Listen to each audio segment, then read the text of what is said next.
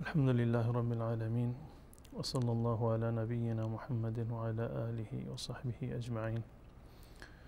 بینندگان عزیز و ارجمند، السلام علیکم و رحمت الله و برکاته. یکی از اعمال که نزد الله متعال بسیار پسندیده هست و انجام دادن این عمل جایگاه انسان را بالا میبرد، ارزش و مقام و محبوبیت انسان را نزد الله متعال تضمین میکند، عمل بسیار ساده ای هست. البته برای کسانی که الله متعال به اونها توفیق داده باشه، کسانی که اهل طاعت و بندگی هستند، کسانی که ارزش زندگی رو و ارزش عبادت و راستی و درستکاری رو در دنیا میدانند. عمل بسیار محبوبی هست نزد الله متعال که امام مسلم رحمت الله علیه در صحیح خودش این عمل را برای ما معرفی کرده. از گفتار رسول الله صلی الله علیه و سلم، حضرت ثوبان رضی الله تعالی عنه مولای رسول الله صلی الله علیه و سلم میگوید که من از رسول الله صلی الله علیه و سلم سوال کردم که احب الاعمال الی الله، محبوب ترین عمل نزد پروردگار کدام هست؟ محبوب ترین و پسندیده ترین عملی که انسان انجام میدهد، این عمل نزد الله پسندیده تر باشد، کدام عمل هست؟ میگوید که رسول الله صلی الله علیه و سلم فرمودند علیک بکثرت السجود لله، علیک بکثرت السجود لله، تا میتوانی برای الله سجده کن. علیک بکثرت السجود یعنی بر خود لازم بگیر، مواظبت بکن، خودت را مجبور بکن به انجام سجده های بسیار زیادی، کثرت سجود برای الله متعال. این عمل نزد پروردگار بسیار پسندیده هست. علیک بکثرت السجود لله، برای الله متعال بسیار سجده بکن. این سجده یعنی نماز، محل سجده. ما میدونیم که سجده کردن یکی از ارکان نماز هست. با ساجدان باش، با رکوع کنندگان باش، معنیش این است که نمازگزار باش. و غیر از این سجده های دیگر هم هست. سجده تلاوت هست یا سجده شکر هست، هیچ گونه اشکالی ندارد. اما مهمترین موردش و محبوبترین موردش و کاملترین موردش همان سجده ای هست که در نماز خوانده می شود و انجام می گیرد. رسول الله صلی الله علیه و سلم در ادامه این حدیث به ثوبان رضی الله تعالی عنه گفتند که فإنك لا تسجد لله سجدة الا رفعك الله بها درجة و حتی عنك بها خطیئه. زیرا هرگاه تو برای الله یک سجده ای رو انجام بدهی، الله متعال در عوض و به مقابل هر سجده ای یک درجه به درجات تو می افزاید و یک خطیئه و گناهی رو الله متعال از تو می آمرزد و کم می کند. واقعا انسان وقتی که نماز میخواند بارش سبک میشود. یعنی گناهانی رو که انسان مرتکب شده، انجام داده، با هر سجده یک گناه از دوش انسان فرو میریزد و هرچند که انسان سبکبارتر باشد، پاکتر باشد، گناهان کمتری رو انجام داده باشد، مقامش نزد الله بالاتر می رود. با هر سجده الله متعال یک درجه به شما می دهد، می افزاید درجات شما را و یک گناه از گناهان شما می بخشد. پس بنابراین نتیجه این هست که هر چند که گناهان شما کمتر بشوند، درجات شما بالاتر هست و شما به الله متعال نزدیکتر هستید. مهمترین عمل و محبوبترین عملی که انسان را نزد الله متعال محبوب و مقرب می‌گرداند کثرت سجود و نماز خواندن هست. واقعا الله متعال از آنجایی که سجده را دوست دارد و ساجدان را دوست دارد، الله متعال این سجده را جزو مهمترین عبادت اسلامی قرار داده که نماز هست. یکی از ارکان نماز سجده هست. اگر کسی در نماز سجده ای رو انجام ندهد یا از 2 سجده در هر رکعت یکی رو کمتر انجام بدهد، یکی رو انجام نداد، نمازش باطل هست. همان گونه که عرض کردم، سجده و نماز انسان را به الله متعال نزدیک می‌گرداند. همان گونه که رسول الله صلی الله علیه و سلم فرمودند: اقرب ما يكون العبد من ربه وهو ساجد فاكثر الدعاء. اقرب ما يكون العبد من ربه، مقرب ترین حالت انسان به الله متعال در حالت سجود هست. یعنی امکان ندارد که شما در وضعیت و حالتی دیگر به الله به اندازه نزدیک و مقرب باشید که در حالت سجده نزدیک هستید.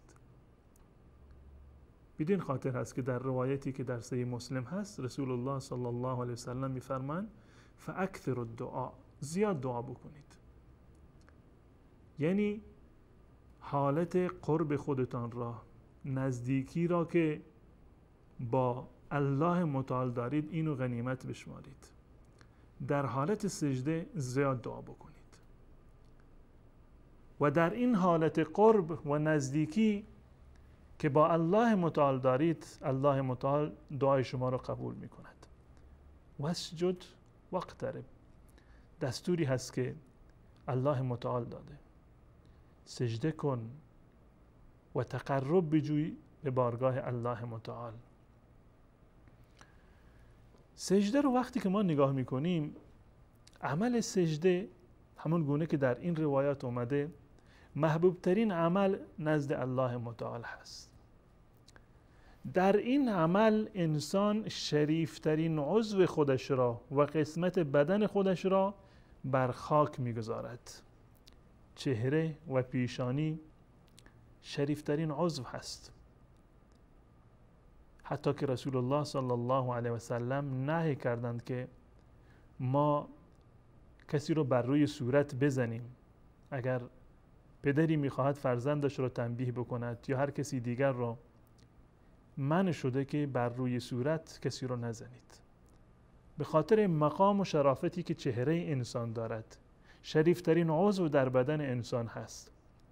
وقتی که انسان شریفترین عضو بدنش را و بلندترین و بالاترین عضو بدنش را به خاطر الله متعال و در مقابل الله متعال بر روی خاک میگذارد و بر زمین میگذارد، این دیگه کمال فروتنی و ذلت هست در مقابل ذاتی که عزیزترین و عظیمترین ذات هست.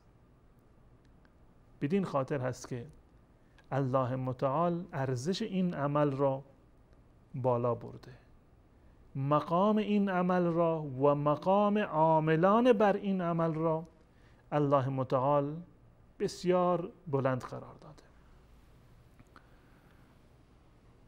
این سجده که محبوب ترین عمل هست و الله متعال آن را میپسندد، فضیلت زیادی رو هم دارد.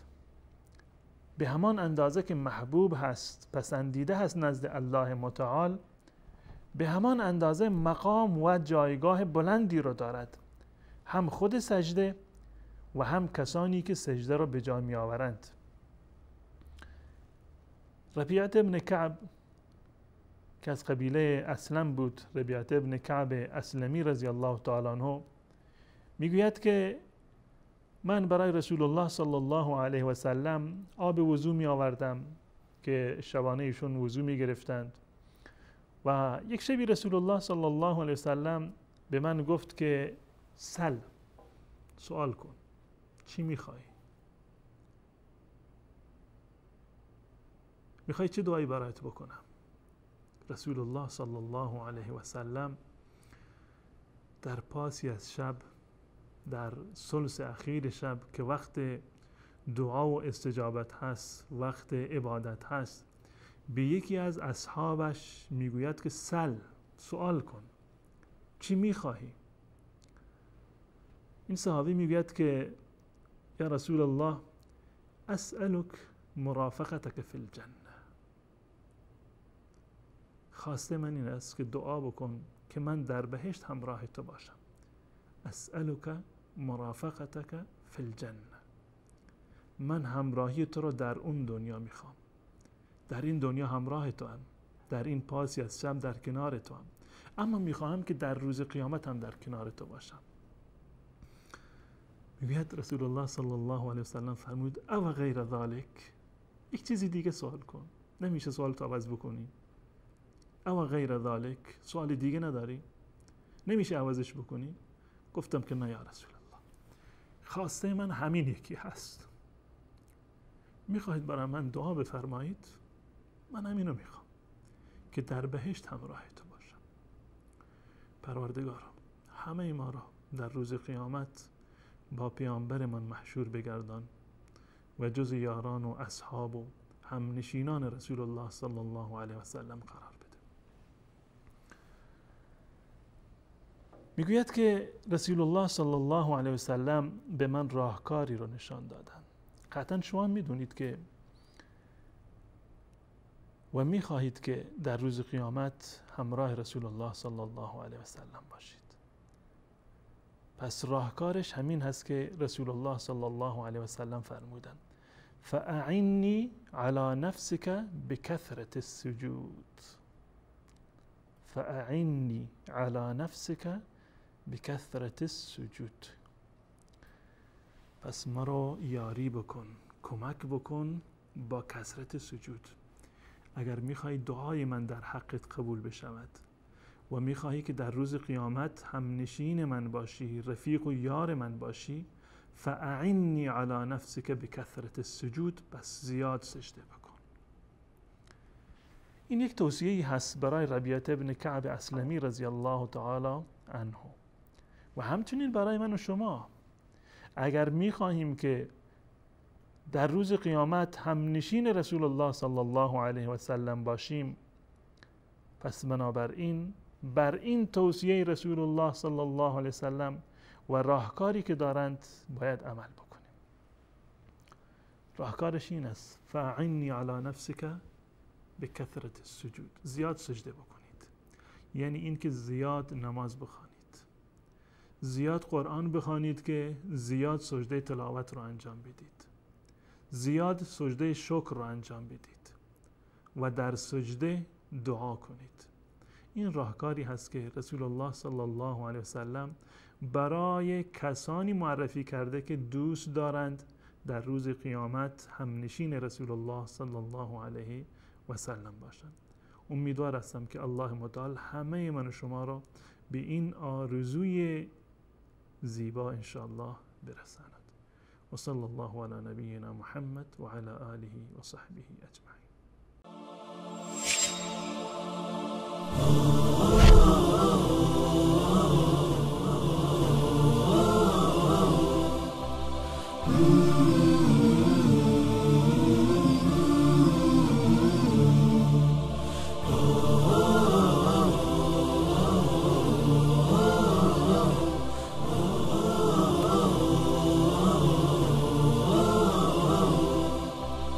you.